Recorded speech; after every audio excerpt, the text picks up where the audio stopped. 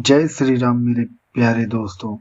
आज हम बात करेंगे इंडियन पॉलिटिक्स पर, जो इजराइल और गाजा पर हो रही तनातनी के बीच कुछ लोगों ने गाजा का समर्थन करने वाले को हेमंत विश्व शर्मा ने दिया मुंहतोड़ जवाब। तो आइए करते हैं शुरू। अभी मजा आएगा ना भिड़ो। और डालकर सोचो कि गाजा में खून रेजी हो रही है, गाजा में नस्ल कशी हो रही है, गाजा में मीडिया ने रिपोर्ट किया कि 6 दिन के अंदर 6000 बम ज़ायनिस्ट ताकतें बरसाई हैं। इजराइल गाजा में एक छोटी सी जगह है, गाजा 20-21 लाख की, 6 दिन में 6000 बम गाजा पर गिराए गए हैं। और वही जब आईसिस से मुकाबला कर रहे थे पूरे ममालिक, ये पूरा आईसिस कोएलिशन के नाम से था, तो वो लोग 1 महीने में 2500 बम आईसिस पर गिराए थे और गाजा में 6 दिन में 6000 बम गिराए गए। आप अंदाजा लगाओ, अगर यहां पर कोई 10 मिनट तक सिर्फ पटाखे फोड़ना शुरू कर देगा तो आप 2-3 मिनट के बाद बोलेंगे कि भाई बड़ी बेचैनी हो रही है, बस करो। सोचो थोड़ी देर के लिए कि 6 दिन में 6000 बम ये जालिम इस्राएली हुकूमत गाजा पर बरसाती है। मैं बिंदावासिनी भी गया था और बाबा विश्वनाथ का दर्शन भी हुआ। बहुत अच्छा सौभाग्य हुआ, बहुत अच्छा दर्शन हुआ।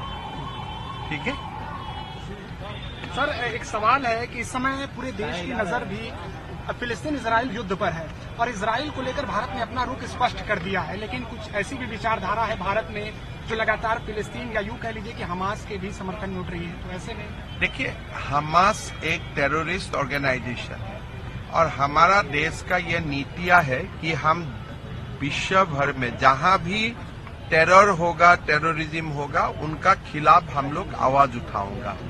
भारत खुद एक टेररिज्म का विक्टिम देश है, तो इसीलिए हमारा हर भारतीय का यह कर्तव्य होता है हमास को कंडेम करना और हमास का खिलाफ आवाज उठाना।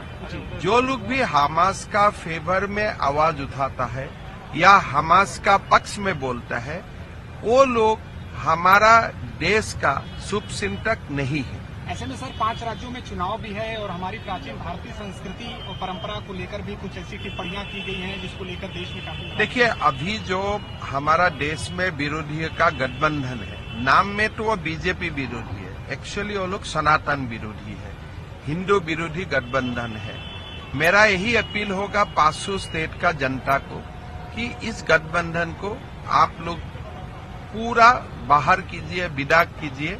इसलिए ये गठबंधन अगर कोई गलती से भी कोई 2 सीट जीत ले तो हमारा सनातन ही संकट में आ जाएगा।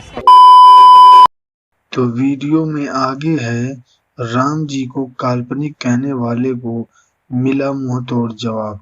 अब ये वीडियो जरूर से जरूर देखिए। हमें भगवान राम के नाम से ही करनी चाहिए।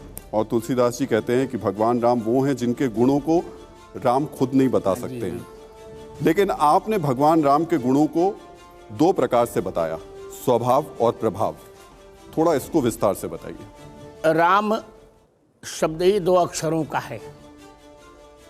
रा शब्द प्रभाववाचक है और म शब्द स्वभाववाचक है। प्रभाव और स्वभाव दोनों का मिलित रूप ही राम है।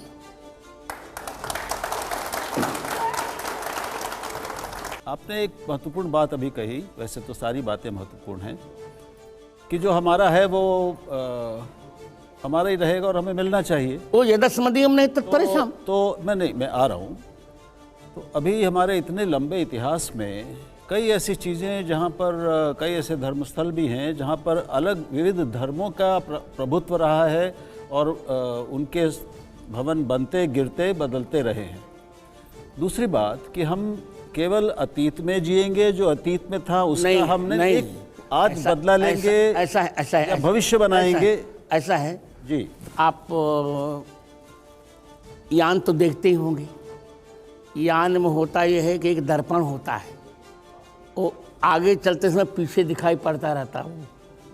तो हम अतीत से प्रेरणा लेकर वर्तमान का सर्जन कर सकें। आचार्य जी, मेरा प्रश्न जहां राहुल जी ने छोड़ा उससे थोड़ा सा और गहरा है।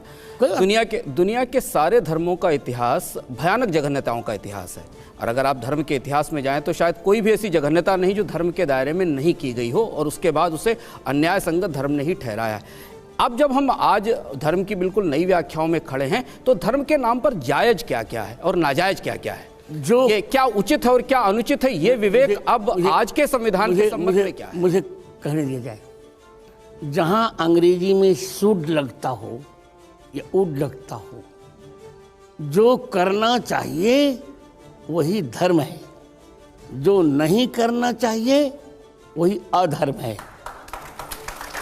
तो मैं तो कहूँगा कि अपने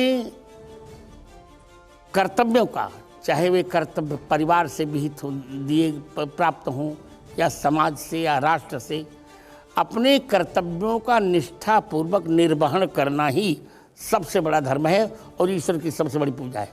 जगत गुरु रामभद्राचार्य जी, अभी आपने जब शुरू किया तो आपने एक ऐसा नंबर दे दिया, एक ऐसी संख्या दे दी जिसके बाद ज्ञानवापी पर जो कुछ होगा वो तो छूट जाएगा। आप 30,000 की संख्या दे रहे हैं। अयोध्या में भव्य राम मंदिर बन रहा है, काशी में विश्वनाथ धाम बन गया, मथुरा, ये 3 स्थान दिखते हैं कि हिंदुओं के आस्था से सीधे जुड़े हुए हैं, लगता है कि एक मंदिर है, एक स्थान है। अब अगर ये 30,000 की संख्या होगी तो आज के आधुनिक भारत में कैसे सहअस्तित्व? मैं ये कहने जा रहा हूँ कि जितना हो सके कम से कम 3 तो हमें मिल जाए। भारत 3 अक्षर है ना, तो कम से कम 3 तो हमको मिल जाए मित्र। अयोध्या मिल जाए, काशी मिल जाए, मथुरा मिल जाए, फिर देखेंगे।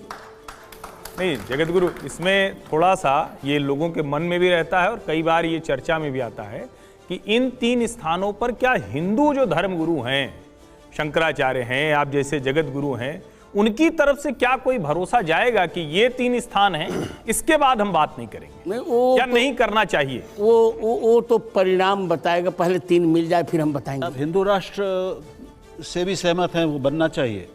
सब कुछ बनना चाहिए। जो हिंदुस्तान है तो हिंदू राष्ट्र बनना चाहिए। जगत गुरु सुनिए, गुरु का अर्थ होता क्या है?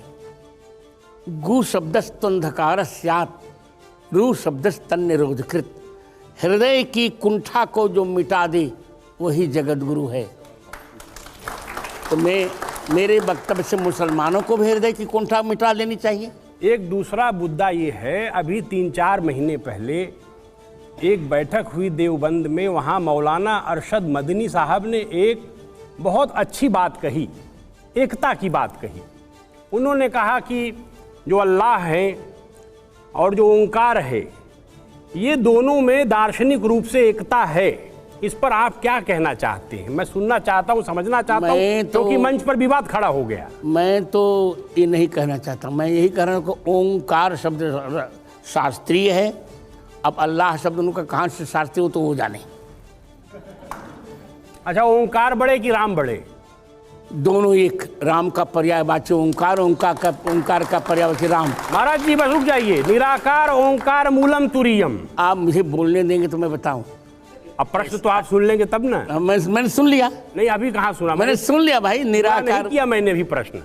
आप निराकार ओंकार मूलम तुरीयम, दोनों एक कैसे हो जाएगा? राम साकार है, ओंकार निराकार है। पहले आप या झगड़ा कर लें या सुन। नहीं आचार्य जी आप बताइए। आपके चरणों में प्रणाम। नहीं पहले आप सुनिए, आप निराकार ओंकार मूलम तुरीयम, यह रामचरितमानस के उत्तरकांड के 108वें दोहे का 3रा श्लोक है। निराकार का अर्थ होता क्या है? राकेश जी पहले संस्कृत पढ़ के आइए। जहाँ निषेध होता है वहाँ अ लगता है या तो अन लगता है। जैसे न उचित को अनुचित कहते हैं। क्या आपने न उचित को निरुचित कभी सुना है क्या?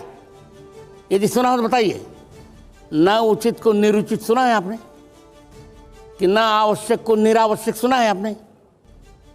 तो यदि न आवश्यक को निरावश्यक नहीं सुना है, न उचित को निरुचित नहीं सुना है, तो न आकार को निराकार नहीं कहा जा सकता। निराकार का अर्थ होता है निर्गता आकार यस्मात्, जिनसे सभी आकार निकले हैं उसे निराकार कहते हैं। आपने मैं बहुत आत्मविश्वास से कर रहा हूँ राकेश जी, बहुत पढ़ा लिखा व्यक्ति हूँ मैं। आचार्य जी सुनिए जरा, मैं एक वाक्य बोल। जी बिल्कुल बिल्कुल। यदि अनाकार शब्द आपने कहीं सुना हो ईश्वर के लिए, तो मैं आपके सामने त्रिदंड फेंक दूंगा।